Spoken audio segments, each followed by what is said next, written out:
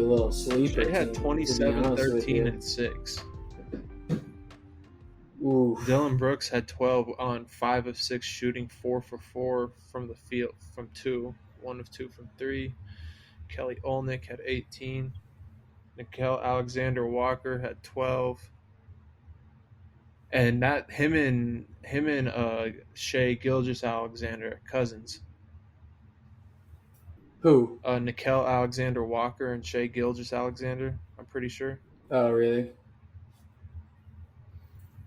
Yeah, bro. Like when you mentioned Canada,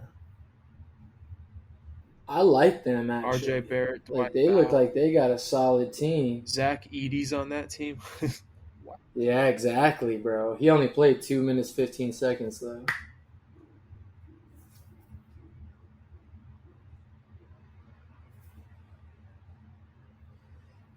Yeah, man. That's that Lou Dort dude. He's on that team. That's a good squad. That's a little sleeper squad, if you ask watch me. out for them. Because they're young. Man, if Jamal But Murray they've was on got that dogs team, too. Like, ooh-wee. yeah, I know. I didn't even think about that. But like RJ Barrett, I feel like he could probably be a good little second option for him. Shea Gilgeous-Alexander's obviously numero uno for him, but they smacked Japan, or not Japan, France. That was France, a whooping. Yeah. Team USA, that's an impressive win. Yeah, New Zealand, I feel like that's a good statement win for game one for them. Struggled in the first quarter. Like I said before we started recording, I didn't even know game one of pool play or group play was today. Me neither. Dude, I didn't realize. Paulo had 21. He led the scoring. Wow. Mm-hmm. Wowzers. He did. Trying to get to that game. But like I feel like if USA is gonna win gold, they gotta smack teams like New Zealand like that. You know what I mean? Wow. Their starters struggled. They must not have played their starters a whole. They didn't play their starters a whole lot. Like who are you talking about? Team USA. Yeah, I know, but who on Team USA? Mikal Bridges, Brandon Ingram, Anthony Edwards, and Jalen Brunson played a lot, but then Jaren Jackson didn't. You consider Mikal Bridges a star for them? Starter. Oh, starter. Yeah. But like, okay, so that's a good question actually. Who do you consider the stars on this team? The stars? Even though I know a lot of them are like super unproven guys and young guys. Anthony Edwards, Brandon Ingram. Okay. He had 2 points. Yeah, he did not play good. But like looking at the team and like experience, I look at like Brandon Ingram should be scoring 20 points, not Paulo. You know what I mean? I'm not taking anything away from Paulo, but I don't know. Anthony Edwards, I'd say honestly Austin Reeves because of the fan stardom, and Jalen Brunson. Like those are kind of the 3-4 guys that are the face of the team. So you kind of had the same list as me, I think. I don't know if I would put Austin Reeves quite on there quite yet. I know you said the kind of the fan popularity, and Austin Reeves he's hopping right now, man. He's the man. So, but the three guys I would say would be, I completely agree with you with Ant. And then my mind after that goes to, I'm trying to decide between the number 2 option being Jalen Brunson or Brandon Ingram. But whoever's not second would be third. Yeah. For me, between those two guys. No, I still believe my theory about Austin Reeves. He got paid this offseason, and in another year, we're never gonna remember. We're gonna forget about who he was. No, you think so? Yeah. Why do you say that? I just one hit wonder, man. I think he's a one hit wonder. I think his game is one that shows that he has a lot of different tools that he can expand upon. You know what I mean? For sure. So the way he shoots the ball, the way he can create a little bit. I know we talked about this with, I think it was PJ on his episode. He shows ability to either one, get to his spot out of like his primary move or his primary attack that he makes, but he can also counter, you know, if he gets cut off or if his go-to gets taken away. So like thinking about that in 2 to 3 years, if he continues to expand those parts of his game, dude, I think he could be pretty good. And I'm not saying, you know, perennial all-star type good, but maybe like and obviously very different games, but maybe like a Lou Williams or Jamal Crawford, like great sixth man off the bench that's just going to get you buckets. Mm-hmm. I can see Austin Reeves being like that. But like here, let me.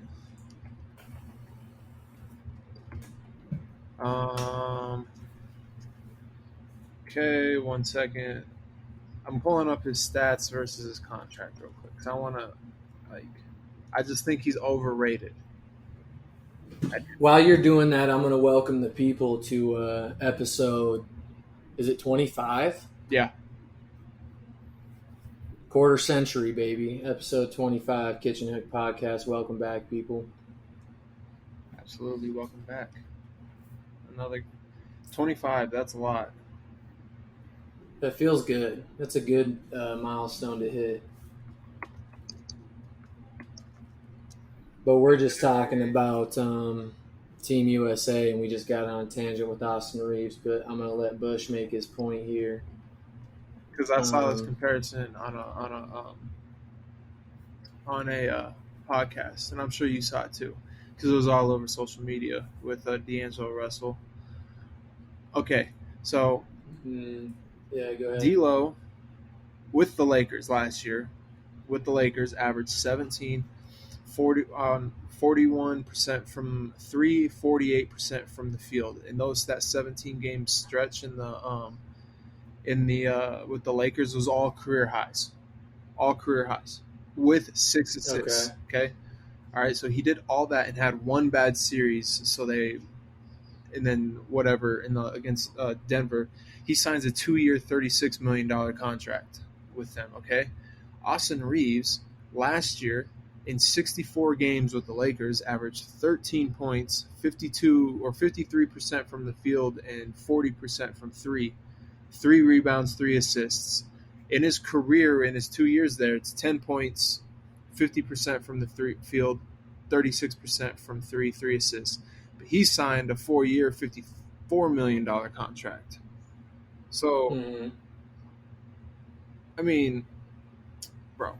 So what are you saying? You're just saying when they get... I think there's just too much hype around Austin Reeves because he had a good run in the playoffs and a good ending to last year. To me, you see this stuff all the time. It's like Gabe Vincent, okay? For example, he had a great run in the playoffs with the Heat, and then the Lakers sign him, and everyone says, oh my God, this is the best signing the Lakers have had all offseason. Like, okay, what did Gabe Vincent do in his career prior to that? You know what I mean? I feel like... So you think it's a hype contract? Yes, I feel like there's some guys in the league that get these stupid hype contracts, and then 2 years down the road, it's like, wait a minute, hey, wasn't he like really good a couple years ago doing all this stuff, and then you just kind of forget about it because he's still doing the same, like still averaging the same. Like, I don't see Austin Reeves averaging more than 15 points a game in a season. That's a very fair point. Like, I think, maybe it's a thing where they get to a point where it's time to re-sign these GMs and stuff, and then they're all that's on their mind is that little great spurt that these people had, and then they're not looking at the full body of work. But I think, to me, that comes down to being a well-informed decision of, to me, being involved with your coaching staff. I'm speaking from the perspective of a GM right now. Uh-huh. Like, if I'm a GM and I'm thinking about really signing a young cat like Austin Reeves to a contract, I'm going to look at, because Austin Reeves, like you said, his numbers did improve from year 1 to year 2. You said he's been in the league. This is the second year in the league? This is going to be his third year. This will be his third, yeah. So his numbers did improve, not a super big jump, but jumped up a few points, was more efficient, all that type of stuff. But I would want to be involved with my coaching staff and see, like, is this a kid that you see being his role continuing to expand and him continuing to show these improvements from year in to year out to where a contract like this can be justified? Mm-hmm. No, I agree. I agree 100%. Oh, I just had the train of thought in my head. Now I lost it. Well, I can expand upon that a little bit. Like, and to me, just relating it back to Austin Reeves, obviously I'm not an NBA coach and not in practice with him day in, day out, but from what I can see and what little I've watched of Austin Reeves and seen of him, I feel like he can be a guy that his role can continue to expand. I don't know. Obviously you see different, but I mean, don't get me wrong. I think from what I've seen with this game, don't get me wrong. Averaging 13 points in the league is hard. That's tough. I mean, just to withstand in the league for 3 years is tough, especially on a LeBron team. Mm-hmm. It's hard to stay on a roster with LeBron because you never know when you're going to be shipped out. Le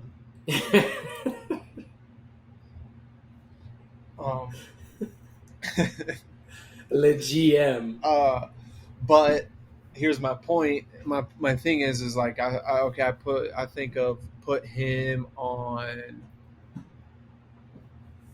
let's say, Charlotte, or New Orleans, or a team like that struggles. Is Houston. I don't see him doing the same stuff.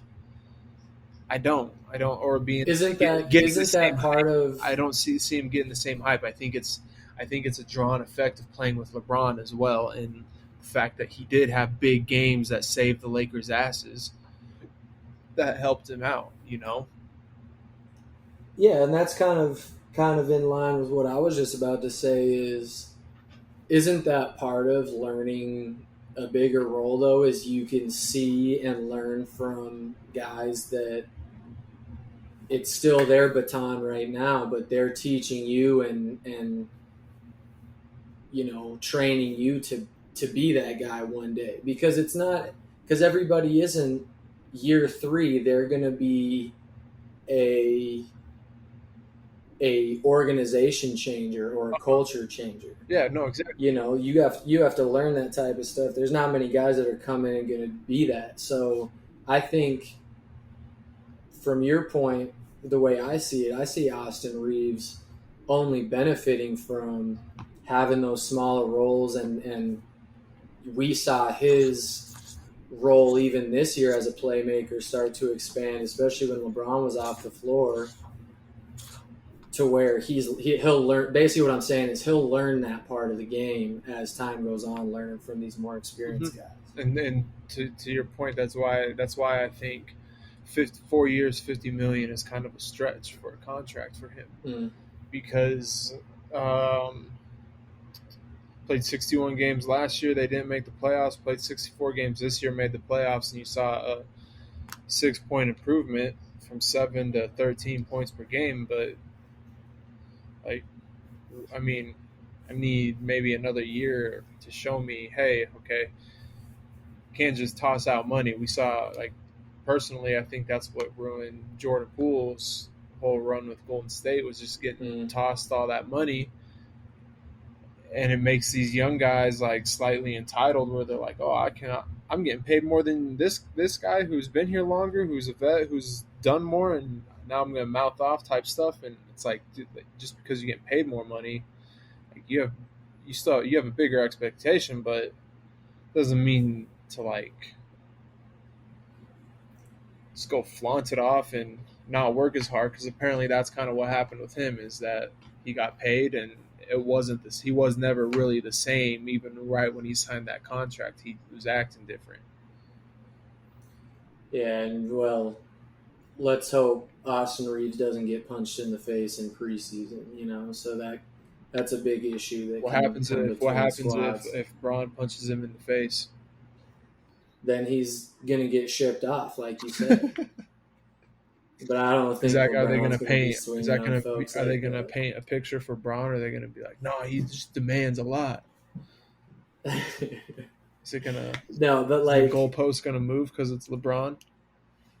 Here's the numbers for me that I guess give me hope for Austin Reeves. It wasn't the points. Like, improving 6 points, that's awesome. Like, you went from 7 or 8 points a game up to 13-ish. It's the shooting numbers. Did you say it was 50-some% and 40% from three this year? That's what you're looking for. Like, that as a coach. If you see that from a guard and they're shooting 50% from the field and high 30s, low 40s from the three-point line, I'm like, oh, that dude is efficient. He takes good shots. He makes the most of the shots he takes. And that's kind of what basketball is now, is that efficiency, getting the most out of the time they're on the floor. Yeah. It's just nuts the amount of money that can get thrown around these days in the NBA to certain guys. And you're just like, what? Really? He gets that? That was something I was thinking about too, and maybe the answer to this is, maybe you don't. I have no idea. Like, maybe that was kind of what had to be the contract for if they were going to keep Austin. Oh, Reeves. He had a price on. He had a price on his name. Yeah. People wanted him. People want him. I mean, he sells tickets. He's the type of guy that sells tickets. People are going to come want to see Austin Reeves play because some skinny-ass white kid that doesn't look like he should be out there but is getting buckets. You know what I mean? And he gets hyped up. Like, he's got juice and he plays with fire and stuff too. He's like talking to the crowd and yelling at the crowd and stuff. He plays with a lot of juice. Yeah. I think people like that. Just don't see it still. Maybe if he does it for another year, I'll see it. I'll change my mind, but it's not yet. Okay, let's say this. Let's make a little bet here. Do you think in general, do you think his numbers improve from this year to next year? I think they stay the same. Really? I think they're going to improve for sure. I think they stay I think they stay the same. I don't think they go down. I think he's up. I think he's sniffing 15, 17-ish points a game. 17. And his shooting numbers. And his shooting numbers are about the same. 17? Not 7. I'm not saying he'll get to 17. He'll be around 15-ish. Okay. 15, anywhere from 15 to 17 points a game. I'll give you 15. And I think his shooting numbers are going to be about the same. I'll give you 15. Nothing higher though. I ain't giving him anything higher than that. Still think it's going to be. We'll see at the end of the regular season. I think he's going to be 13 on about 48 and 39% from three. People are going to lock him up. 49% from three? 39. Oh, 39. I was going to say, that's straight cash. 39. and people are gonna lock him Okay, up a that's little bit more. 1% down from where he was. People This are gonna year. lock him up a little bit more. Yeah, he's hit his peak. All right. He peaked last year.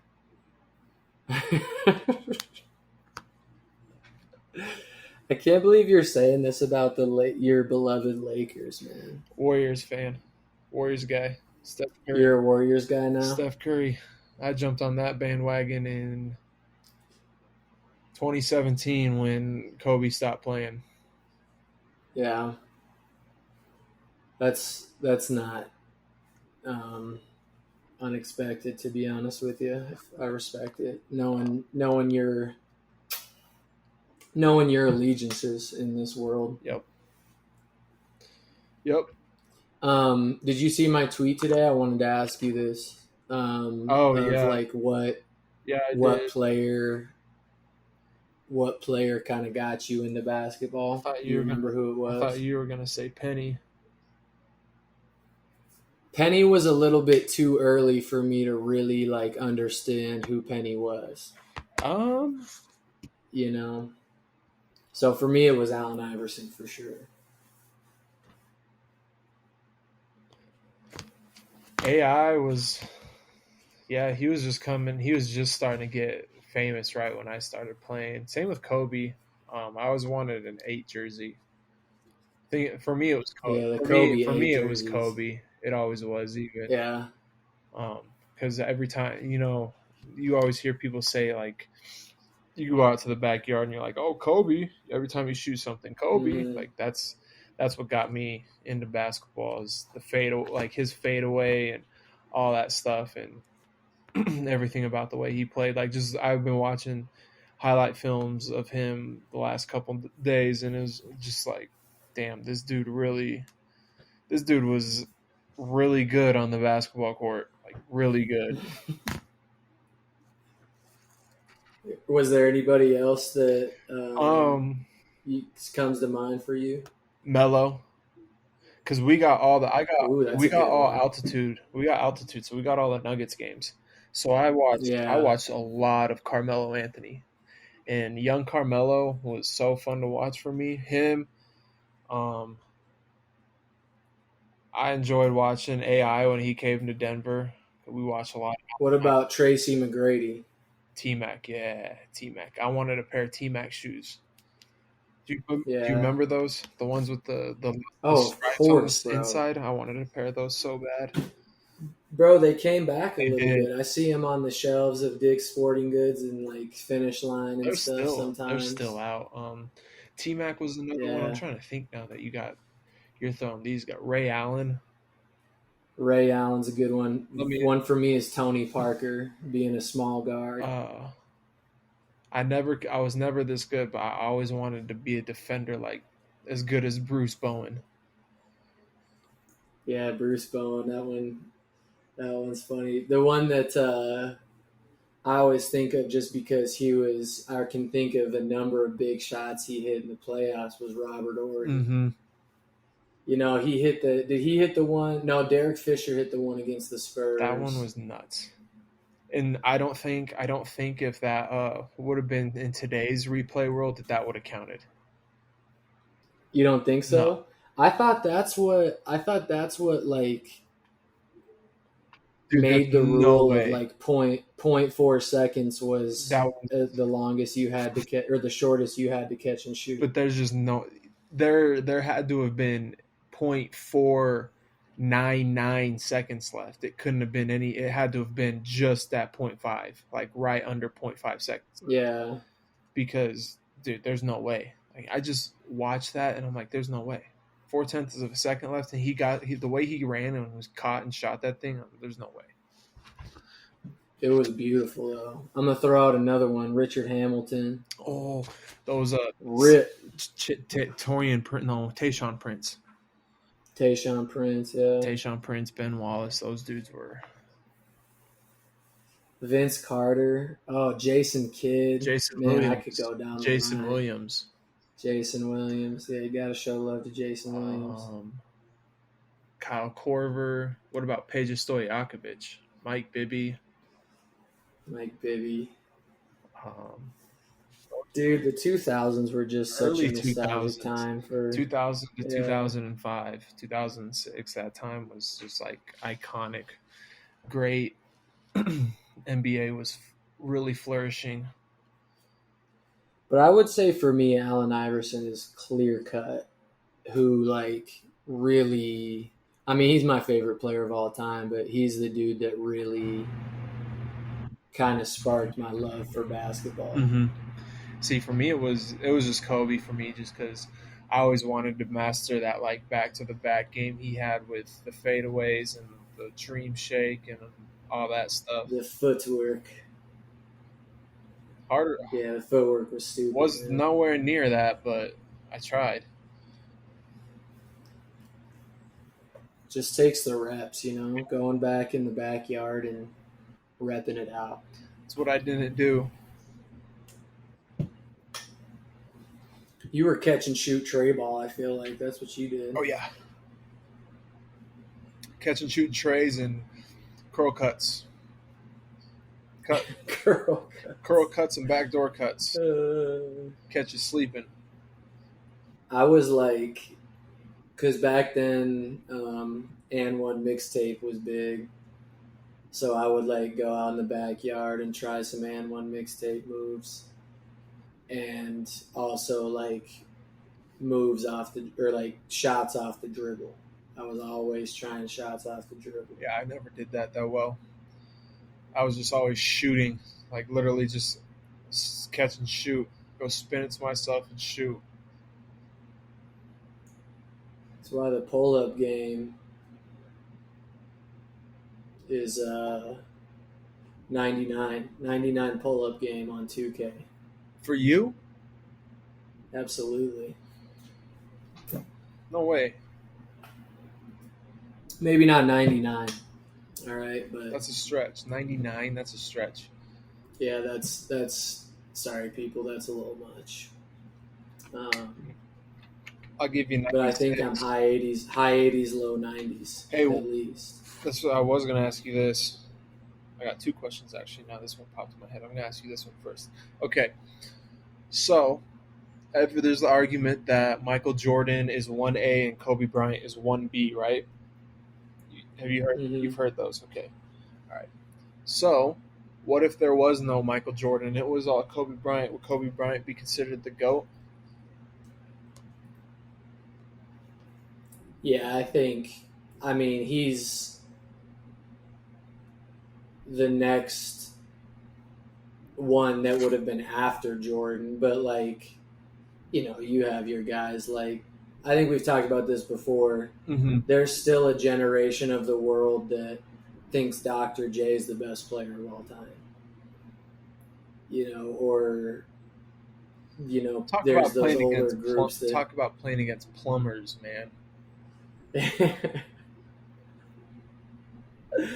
But I would say, as far as modern era people, I would.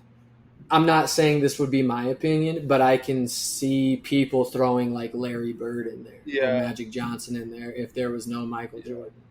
I hate that's an era that can compete, but when you go further back, like when you got the guards like Bob Cousy and all them, and they're like, man, Bob Cousy was on this team, and even though you rarely hear that, you're like, no, dude, Bob Cousy, if he was picked up 94 feet, wouldn't he? I don't know if he'd be able to make it down the court. Yeah, like no offense to him, but it's a different time. Well, my mind always goes to, there's some clip, I think it's an NBA game. There's a famous clip of a guy dribbling the clock out at the end of the game, and he's dribbling around the defenders, and he's not using his left hand. He's like just dribbling with his right hand all over the place. And I'm like, man, basketball has come so far since that time. That stuff ain't flying today. No way. No, sir. But no, I think there's a few guys I can think of that before and after Michael Jordan, if Michael Jordan didn't exist, that people would probably make the argument for. Okay. I think Kobe would be 100% up there though. Yeah. How do you feel about your fantasy team? Oh, switching gears to some football. You know, to be honest with you, I mean, I feel good. I've got to look at my roster here. Yeah, we can talk about that. We can bring in a different perspective. I'd like to let everyone know that this is year 2. I've never gone year 2 with the same name on a team. We're a new franchise. We're just building, but I think we're getting momentum. Tate's dad is team name, and the owner is myself, Thomas Bush. But the funny part is you're my firstborn son. We had a good year. You're my firstborn son, so how does that work? Just didn't come out on top. So if you like good fantasy football, get some of Tate's dad's fantasy football gear. You don't have any gear. You're not like that, all right? If this thing would load, I'd be able to talk to you about. Well, because you have the boo-boo Wi-Fi. Oh, here we go. Take it off. I know I do. Take your phone off your Wi-Fi. So Jalen Hurts is my QB. Feel really good about that. I had him last year, I think, in my other league, and he was fantastic. Okay. Austin Eckler. Okay. We'll see with that one. David Montgomery. That's a solid. Very, very, very, very average second running back. I think the ones that scare me are my wide receivers. I have CeeDee Lamb and Christian Watson on Green Bay. Those are my 2 best wide receivers. So I'm gonna have to. Who's your tight end? I'm gonna have to make some Darren Waller. Which I like Darren Waller, but I had him all last year, and he didn't play at all. Yeah, and he's with Daniel Jones now, so have fun with that. Yeah. So who do you have in your flex position? Cam Akers, which is not my favorite. No, either. I feel bad for you. I'm sorry. We have no offensive line. Yeah, so let me look at your team. I got Lamar Jackson. That's fantastic. Joe Mixon. That's great.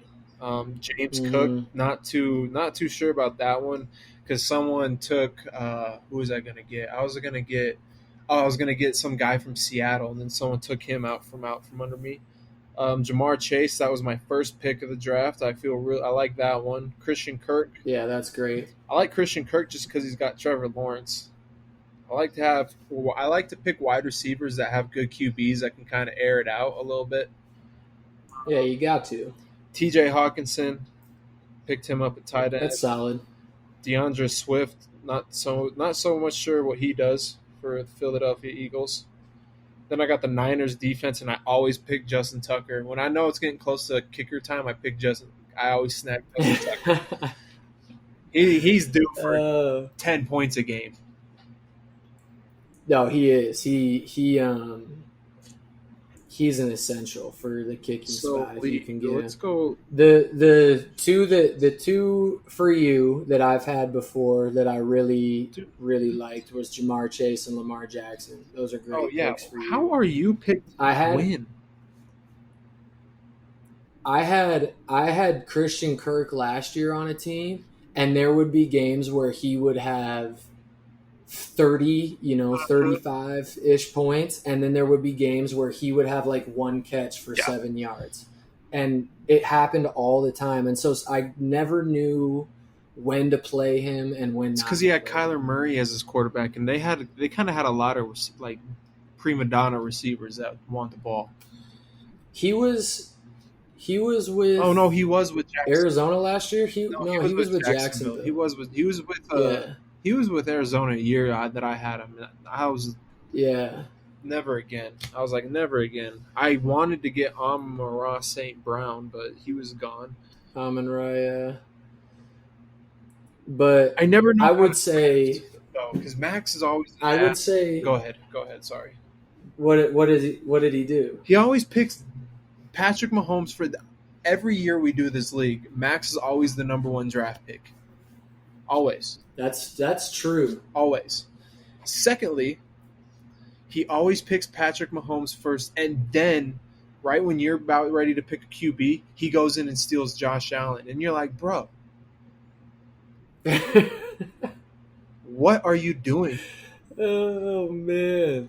And then that's a good point. So then he texts me and his brother, because his brother's in this league too, so we could pick up, have a full league. And he texts us and he goes, what? I'm picked to finish last? I said, yeah, when you pick the 2 number 1 quarterbacks in the league, you're going to finish last because you're losing out on picks, you dummy.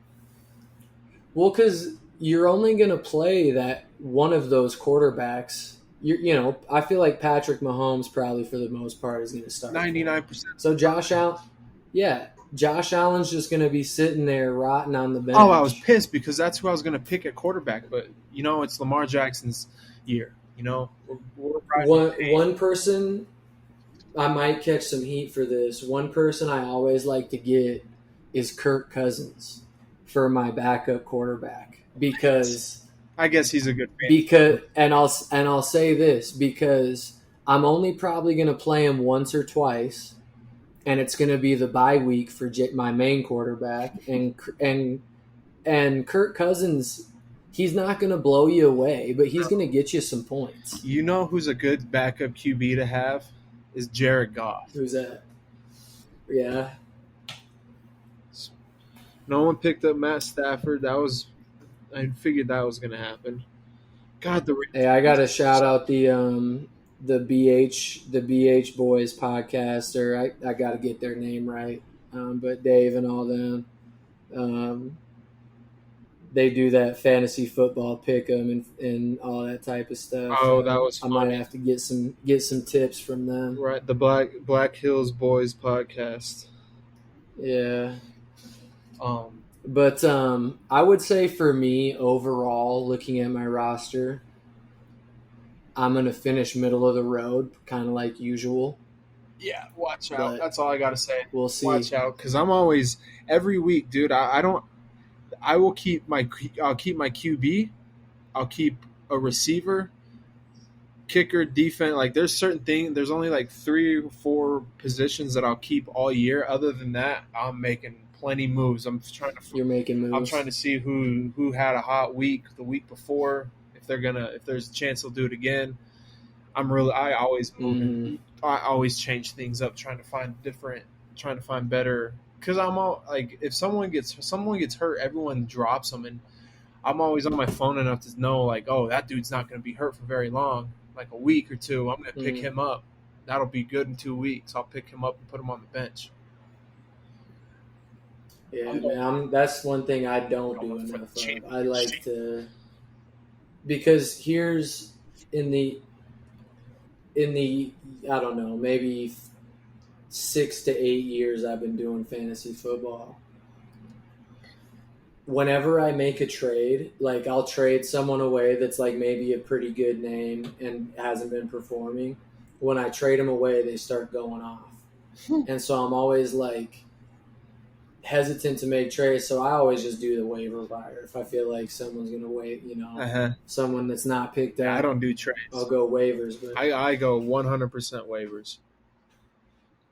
Yeah. Trades seems to work better for me. Works a lot better because you can put one guy on the bench. You're like, I haven't used this guy in 5 weeks. Let's just get him. Let's give him a shot. Yeah. Yeah, man. I always get excited around fantasy football time because we all start talking smack to each other. Uh-huh. I hate our draft. I hate it because people always forget. Like Clem always forgets, and then we just sit there for a minute and a half. Like, damn, bro, you couldn't remember. You can't. Waiting on Clem. You can't pick your players right now. Okay, cool, dog. That was funny in the chat when the draft started, and Clem, it was sitting on Clem's pick, and I think it was you that was like, "This happens every year." I said, "Because it does, bro." Max goes draft. I said, "This happens every year." He goes, "Yep." I was like, "Clem can't be in our league anymore." Yeah. I'll never forget the fantasy football draft night at King Street with Zach Ulmer. I'm not going to repeat the whole story, but that was so funny. Oh my God. I don't remember what happened, to be honest with you. Was it the year after I was gone? Yeah, it was. Because Clem was just big old with Clem, and no, you were there. You were there. Oh, I was there. I think I remember what happened. Oh, he's talking about some running back, and he goes, "That guy doesn't." Oh yeah, that guy doesn't play. Yeah, that was not his greatest moment. We were all like, "Hey, dude. Hey, buddy. Hey, buddy. Hey, bud." So what happens when you get chill out. So what happens when you get excited? We understand. Just gotta go take time out. Go take a time out, Zach. Go outside and take time out. Yeah. Go take 30. Go have a seat. Go have a seat out on the porch. Catch your breath real quick. Come back in. Yeah. Try again. I don't know what else to talk about, dude. Dude, I know. We're just a month and a half from basketball, a week away from football. Yeah, can't wait. Yeah, man, I think we don't need to force it. I think we can part ways happily right now. I agree. 100%. You know where to find us. I got to tell you something after I end the recording. Okay. Spotify, YouTube, Apple Podcast, iHeartRadio. Like, comment, subscribe. You know what it is. Kitchen Hook Podcast, 25th episode. Milestone. Bye-bye. It's a milestone. But I'm out. Peace. Appreciate y'all. Peace.